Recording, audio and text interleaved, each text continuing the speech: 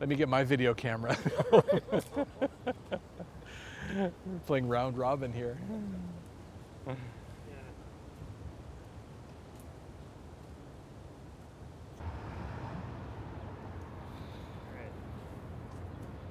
All right. Oh, I really do have a lot of cat hairs on my t-shirt from the bed. From the bed? From your bed, yes. Oh, no. No, that's all right. It's not even there and you got cat hair. That's terrible. What'd you do with the cat? Okay, whenever you're. Okay. Today is July 12th, 2009. We are in a park at Mercer Street and Austin? Bleecker? No, Mercer and Bleecker, interviewing Robert Corbett about Willoughby. Bill Thompson is cameraman, and Bill Yana and Alex and Leon are in the vicinity. Duff, Schmeier. Okay, Bob, to lead off, we're going to ask you, when did you meet Willoughby, and what would you say your first impression of him was? I met Willoughby in 1975 when he came up to Boston to perform at a little conceptual art performance space called The Project, I believe. And the guy who organized the performances there is named Paul McMahon, and he called me up and said Willoughby is going to be performing there, but I'd like to come a few hours before the performance and have dinner with him. I said, sure. Because I, of course, knew who he was, and so I showed up, and just after he arrived, and he was with Kirsten Bates, who was his kind of beautiful girlfriend and camera person, and he didn't really have a clear idea what he was going to do, but he came very quickly to this concept of doing a piece called Combat Zone, because that's what the red light district in Boston was called. And the idea of it was that the audience would sit in a certain area facing a closet, and on the top of the closet was a platform, and he put a bed up there, and there was a video camera upstairs, and Kirsten was sort of controlling the camera, and we in the audience could only see him through the monitor. And the idea was that he was going to try to put on a condom wearing boxing gloves. And this was his interpretation of the combat zone. And frankly, it was hilarious and embarrassing at the same time, you know, and that's really the best pieces of Willoughby's were that way, that combination. This one was not so autobiographical as his other work, and I believe he was tripping, but I can't remember that for sure. It didn't really play a large role in the piece. But a very small number of people came, about 4, and maybe 5 people showed up. And Willoughby didn't care because he was really more interested in getting good videotape of the performance. And I really liked him from the very first. He had a kind of intensity that I really liked. I just liked that kind of person. And he was very interesting mix of contradictory properties. You could tell he was a really smart guy, and yet he was goofy as well, and very intense about what he was doing, but also sometimes not professional about it at the same time. There was a nice mix of earnestness and frivolity, and but at the same time a real deep sense of like historical mission that he was on. You know, because I think that whatever that particular piece may have been about, or whether it was successful or not, wasn't important. He had a sense of the trajectory of how art history was moving that he wanted to be a part of, and would try to push it in a certain direction. And that vision really came across clearly for the whole almost 35 years that I knew him, in almost every situation. And it's hard not to really admire that, you know, somebody who has such a strong vision. Would you be able to describe what that vision was? Well, in my terms, I can describe it. I don't know that Willoughby would describe it in the same way, but, you know, art comes to us as a historical vehicle. And because of the history element, it's most often carried by objects. But in fact, the art is not in the object, it's in the interaction with us. And as media have become part of the mix, that's a special kind of object that's in some sense almost alive. It's interactive on its own with us. So there's been a shift over several generations from objects interacting with people, shifting toward the interaction itself as being the artwork, not the object, but the interaction. And I think Willoughby came into the picture right at that point and recognized it with people like Beuys and Yves Klein and Duchamp, that it wasn't the object, it was the interaction with the audience that was really where the art was. And as time went by, it became not so much just the interaction with the art object, but the experience of the interaction, which is really a subjective. So it's moving from the object through the interaction to the experience. And somehow, I don't think he could have articulated it, but I think Willoughby felt the transition so that he was attracted to the art that was pushing from leaving objecthood behind and moving into interaction and then into experience. And his work as a performer was mainly in between the interaction and the experience. The taking LSD was really for him to heighten the experience, The interaction with the audience was often very controlled, like by video monitors, not direct, but, just sort of on the other side of the wall kind of interaction, How do you think that setup mediated the interaction specifically? The use of video? You could only see it being monitored in real time. He was Happening in real time. He was enough of a historian that I think he still felt tied to the documentation of the experience as being really important. I mean, I really remember him saying, while the audience was there, forget the audience, get the video, to Kirsten. And it was kind of an awkward, embarrassing, hilarious moment for us in the audience, but I think he was still very much tied to the documentation of the experience as all that would last, There was, as I said, there was like only 4, 5, 6 people in the audience, but presumably more people will know about the piece through the documentation. So he was right to prioritize the documentation, I think. Did any of the other people in the audience have reactions that you remember?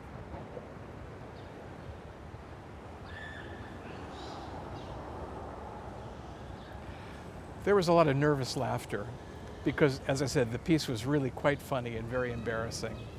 I think we all felt the same way. It was not a piece that had mixed reactions or divided audience or anything like that.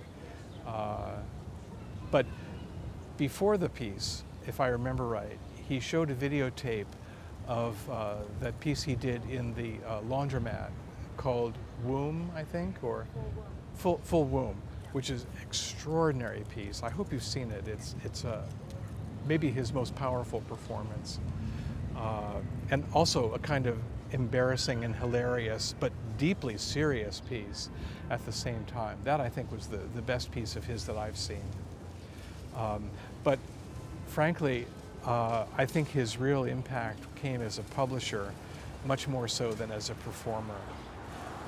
I think he envied the artists that he was featuring to some extent and wanted to be recognized as an artist. But the fact is, his contribution, I think most people would measure as greatest as the publisher of Avalanche and the organizer of exhibitions, rather than as a performer.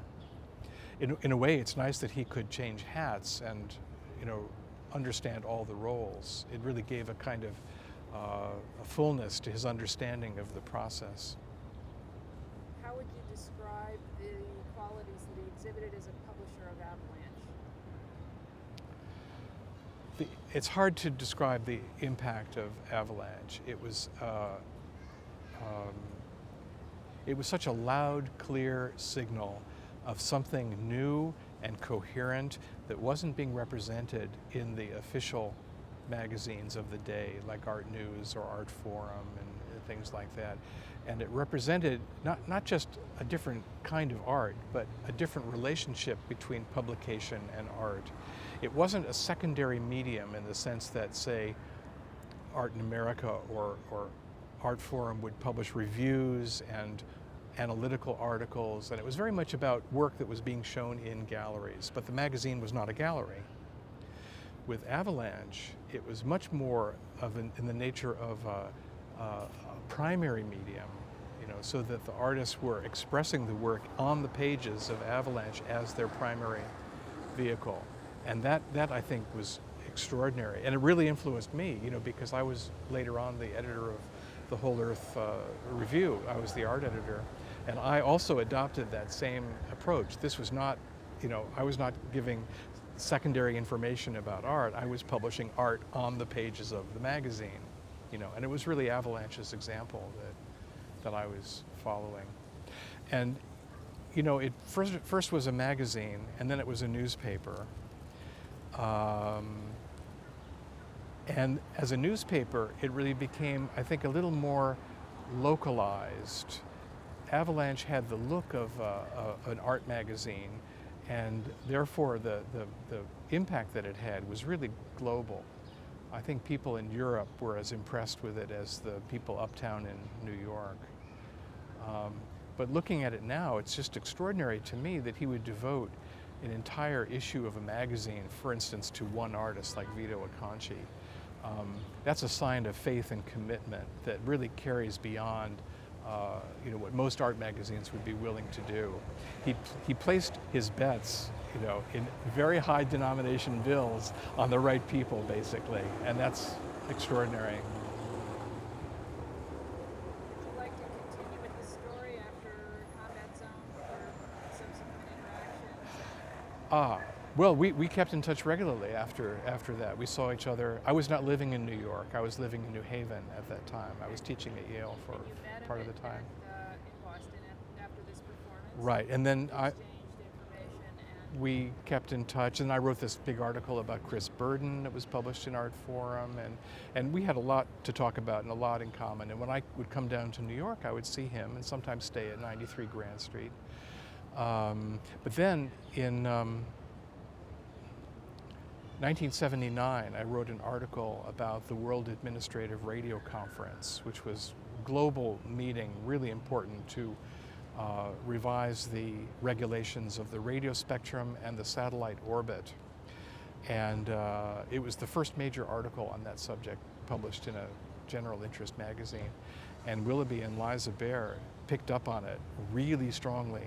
And they created a TV show called The Wark Report, which was to follow the conference as it unfolded for 13 weeks on Manhattan Cable.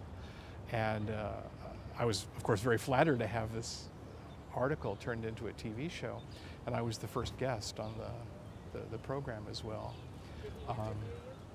Both of them, Willoughby and Liza, were co-hosts, and they were very competitive, so it was a very intense experience, you know. They were very complimentary in their personalities, so I think it worked well as a program format. You know, a lot of TV talk shows also have two hosts that are kind of complementary. It's just in their case, it was rather different than commercial television. But soon after that, he went on to develop telecommunications interests, and he asked if we would collaborate on a book called Teleculture, which is his word. But he saw me as somebody who could add a lot to the project. And we had a friend in publishing, so we got an agent very quickly. And unfortunately, my mother had cancer and started a slow death that took 3 years. And I was out in Ohio taking care of her for most of that time. And I felt, maybe Willoughby didn't feel this way, but I felt the time had passed for this book, Teleculture. Maybe it was a mistake on my part, but I just didn't want the burden of doing a book at that time in my life. And then after that, he opened the gallery, Willoughby Sharp Gallery. And we stayed in touch, and I have to say, I think he lost a lot of his downtown friends at that moment. Some people thought he had sold out, that he was, you know, going commercial, and I felt that he must know what he's doing because he has been so sure-footed all along the way to that point that it didn't matter to me. I didn't judge him as going commercial or not. I just thought maybe it would be an interesting thing to do, you know. But the fact is that I was getting involved in radio and he was getting involved in the gallery, and we didn't see each other that much after about 85, 86.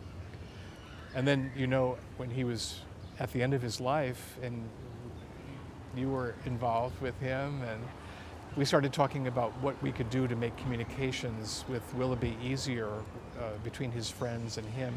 It was difficult for him to talk, so we developed this thing called Sharpeville, which was a meeting place for friends and lovers of Willoughby Sharp. Online, with forums and different pages of memorabilia and photos and video and stuff like that. And anyway, I helped set that up, and I think it was a very nice thing to have done at the end of his life. He seemed to get a lot of joy out of it. And through you, he communicated with everybody individually. And actually, I can say that one of the things that had always impressed me about Willoughby much earlier on is that he really addressed his work to individuals. He, of course, wanted publicity. He, of course, wanted a large impact. But I remember so many times being with him while he was just hand addressing invitations to performances, you know, and commenting about each one that he was writing, you know, knowing every person that he was inviting. You know, that's really an unusual thing. Sharpeville was designed as a community for Willoughby, I would say, while he was alive. If you want to make a permanent archive or repository, it probably needs to be structured in a different way. At least in my concept of how Sharpeville should be, it should really be about Willoughby having easy access to all of his friends all around the world, brought together in one convenient place so that he could go through and read, you know, 20 new comments a day and just reply to the ones he wanted to as easily as possible. And we would all get to know each other in the process, you know, and I think that happened. And that happened since Willoughby died. That's right. There's a lot of That's right. people writing in stories, and That's right. so I see it as a oral history. Yes, it certainly has that dimension, Yeah. but it needs to be structured. It needs to be structured so that latecomers don't feel left out by Okay. being latecomers, and that they can find what they're looking for. Okay. Because it's not the kind of thing where there's 20 new comments a day, as there was, you know, when Willoughby was still alive. Right. Well, there could be a little more outreach on my part, I believe. So, Well, it's not just a matter of publicity. It just needs a different structure, I feel. And, you know, I'll be glad to help okay. Good. put that together, you know. But I don't know, I feel like I want to say a little more about Sharpeville because I had a role in, a big role in making it. And I had online forum experience a lot before that. Back in the early 80s, I was a moderator of a forum on CompuServe, if anyone still remembers what CompuServe was. And on the Well, which was kind of a legendary computer conferencing system that the Whole Earth Catalog ran. And that really shaped what I wanted to make happen for Willoughby.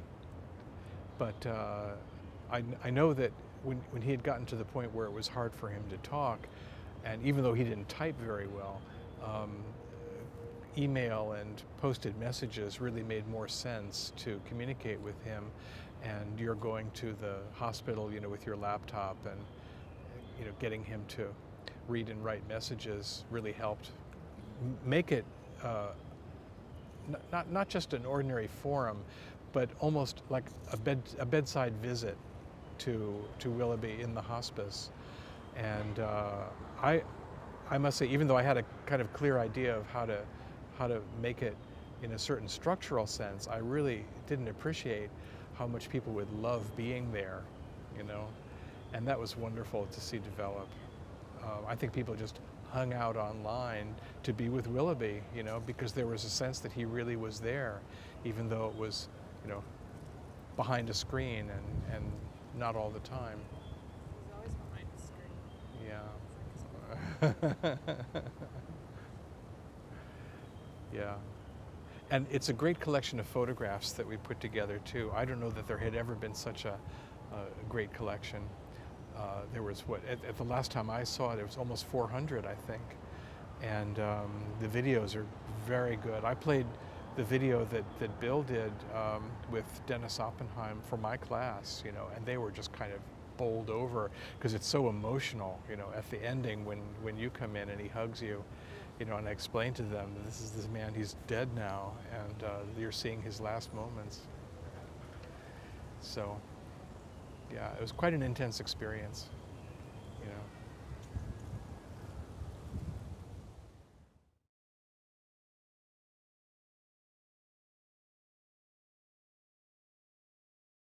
What are some other Willoughby anecdotes that you remember just walking around town? Well, probably the most fun that I ever had with him was he and Donald Berge and I were thrown out of the College Art Association annual meeting for smoking pot in the room in 1977 here in New York. Yeah, and that was actually a very funny and wonderful non-performance event. You want to go into that a little more? Where Well, it happened? it happened in the restaurant of the hotel. It was between, I think Laurie Anderson was speaking at the CAA that year, and it was just before her talk. And so anyway, that's all I can say. I went to Yale and I studied visual arts and I majored in drawing, and I knew from about 1967 onward that was really what I wanted to do. But then along the way, I also started to meet artists whose work I really liked, who weren't being written about. And this is the same kind of problem that led to Avalanche, you know, that the magazines weren't covering the work that I thought was important. So I started writing about artists like Alan Sonfest and Chris Burden and people like that for Artforum. I wrote only for Artforum until the editors were fired in 1967. And then I moved over to work with Stuart Brand on the Whole Earth catalogs. And I worked with him for the next 14 years or so. I just dropped out of the New York scene. You know, when the editors were fired from Artforum, it just kind of blew the myth of disinterested criticism out of the water, and the art world never recovered from that, you know. And I didn't want to have anything to do with it, really, after that. And I also didn't want it to be a professional activity. I wanted to write about only work that I thought was important, and that doesn't happen, it doesn't come up every day or even every year. So after about the mid-'80s, I just didn't see work that I wanted to write about, you know. A lot of people were making work that I enjoyed, but I didn't have anything to say about it. I got interested in radio instead. But that was, in many ways, here's something I can say. I hope you're still recording. This is actually important, and Duff's a part of this. I was at the Send Receive performance in 1977, I think. And yeah, okay. And I remember thinking at the time, how different the conditions were for an artwork of that type, you know, a satellite performance, than for art in general. Because the content of that piece, if I can be candid, was really kind of awful. It was embarrassing, long pauses of like, well, what do you want to do next? And, you know, the signal is not very good, and, you know, stuff like that. But the fact is that didn't matter, because what was going on was Willoughby and Duff and Keith Saunier and Liza were inventing a new medium. And you can't judge the invention of a medium the way you can judge the invention of a particular piece of that medium, you know? Because until that event, I didn't know, and I suspect nobody in the group knew, that you could inject a video signal to a cable TV network at any point and have it come out at any other point. At the time, I think we all believed that the architecture of cable television was just wrong for any kind of interactive medium, you know, because it was a hierarchical, centrally focused network. We brought Duff over here to sit next to you. Okay. No? No? Come on. No, go ahead. He was Okay. kidding. Let him go. Okay. It's fine. But anyway, that event where I think they did it without knowing whether it would work or not. They injected video at an end point in the network and pulled it out in the origin point, running it backwards, and it worked. That was an awesome experience. That really demonstrated that interactive cable communications and video really could work on the architecture that existed. It's just the corporations that control the networks weren't using it that way. It took the artists to figure out that it could be interactive, you know. That was amazing. And it completely dwarfed the lack of importance of the content of the performance itself, you know. It didn't matter, you know. Yeah, it was really about the structure of that It was, network. that's right, that's right. It was about the structure of the network, exactly right. Okay, I'm glad I remembered to get that in, That's because very good. that was such an Yeah, important now thing. how did you happen to be there that day? I was friends with Liza and Willoughby, so I just happened to be in New York. Yeah, Yeah. so I just showed up, that's all. I was curious to see it because, you know, even by that time I was interested in telecommunications. I should mention I did a film about television called Deal, about Let's Make a Deal, the TV show.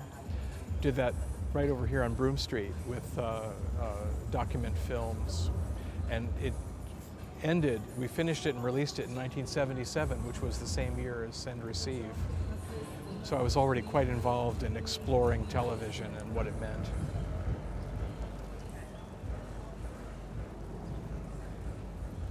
What did you think at the time?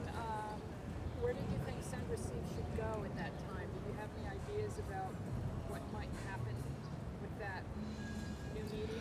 I couldn't see a context for it because, as I said, I think the importance is somehow outside of the parameters by which you judge or criticize art, or it becomes historically art. It's really about the invention of a new social medium, you know, and I couldn't visualize where it was going,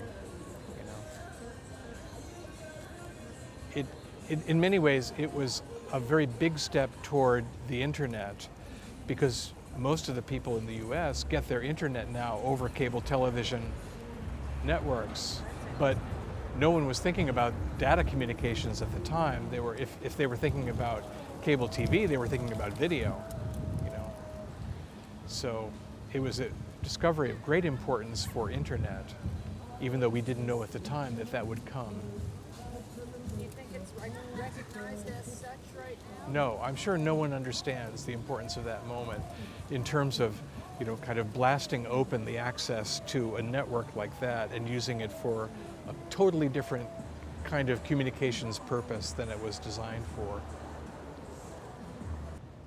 I don't know. I don't want to be too nostalgic because I don't think of him as being in the past, you know, even though I have very fond memories. I suspect that his aura will last for a very long time. And even though he's gone, he's still such a strong memory. It's like he's not gone at all, you know. Well, what do you think went into making him who he was? Wow. That's really hard to explain. I would have had to have known him when he was much younger. I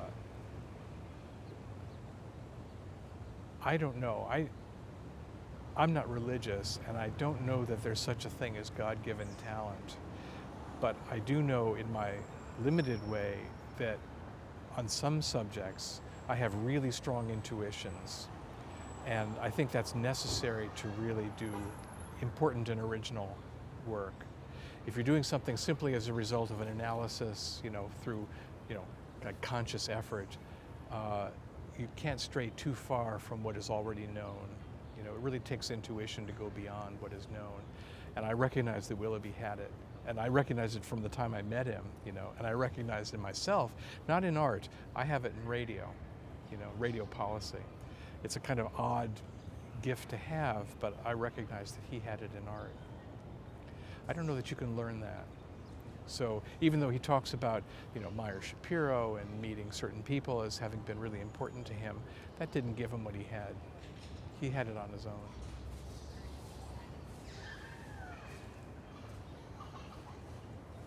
So, it's just a question. In relation to art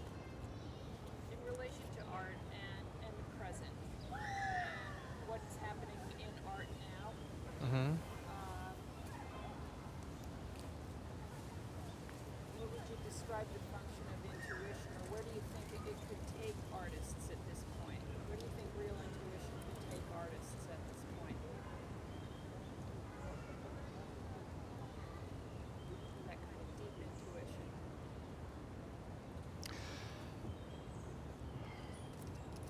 I think Willoughby's intuition was not typical of the art that was made in the 80s and 90s and now. My reading of it is really quite unstandard, but I think of this, say, the last generation of artists of being driven by a kind of comedic vision. The artists that I like the best, like Kenny Scharf and William Wegman and people like that, are comedians essentially. Jeff Koons, Willoughby's vision was occasionally funny for himself, but he recognized seriousness in other people. And his vision, as I said, was essentially not comedic, not tragic, but also not comedic. But I don't know, let me go on maybe a different direction. For at least the last 50 years, art and artists have aspired to emulate the look and condition of non-art to such an extent that I think it doesn't really even make sense to play the art game anymore. It is so close to just plain life that you have to use just plain life values in deciding what is worth doing and what is worth keeping and what is worth thinking about. So Willoughby came in, I think, just at the last stage before that dissolution, when there still was a context, an art context that was distinct and separate from ordinary life, and that now that couldn't work, Has it But gone somewhere else into another field, or you see it everywhere else. It's gone everywhere else. That's the point. It's certainly gone online. It's certainly gone into immaterial links between people. I asked my students in their final exam, I teach 20th century art, does art need history? I'm not so sure it does, and I think that's the situation we're in now. So much of the really great experiences, or that I find aesthetic experiences online or in performance, don't leave a trace, But then that's always been the condition of dancers. Dancers, jazz musicians have always had to deal with that problem. It's just becoming that way for the visual artist now too. So it changes the relationship to the audience. It changes the rules of the game. But as I said earlier, I think Willoughby still was traditional enough that he really believed in the role of documentation and in history. And that's different from where we are now. I don't know. I believe that my children will know exactly what communication is. I can tell that they already don't know what art is. They don't really have a feeling for what that is, and it doesn't particularly interest them. What does it? So, experience, comedy, especially Sasha. I don't know. I don't have any crystal ball. I only know that it's the relationship between the audience and the artwork has really changed. And it's not bad or good, it's just different. And art has come so close to the condition of non-art that there's hardly any reason to maintain a separate context called art now. It's my own feeling.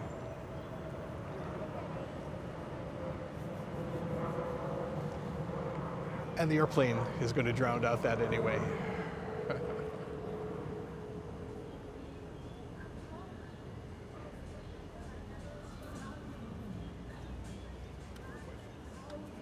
Is that enough? Well, just in thinking about it, I wish I had asked Willoughby much more about his LSD experiences. That I regret that we never talked about that. And as far as I know, he only took LSD when he performed. He didn't do it for any other reason. But you know, when the performance is over, you've still got 5 or 6 hours of tripping left. And so he must have had a lot more experience in the after performance than he ever shared. And he had that kind of confidence in his vision that I associate with people that have taken LSD and survived and benefited from it. You know, when you have your ego shattered and it comes back together, it actually can make you much stronger. And no doubt that happened to him, but I regret that we didn't have a chance to talk about it. Are there any other questions you wish you had asked him? Any other discussions? Not really, because we spent a lot of time together and we talked about a lot of things. That's all.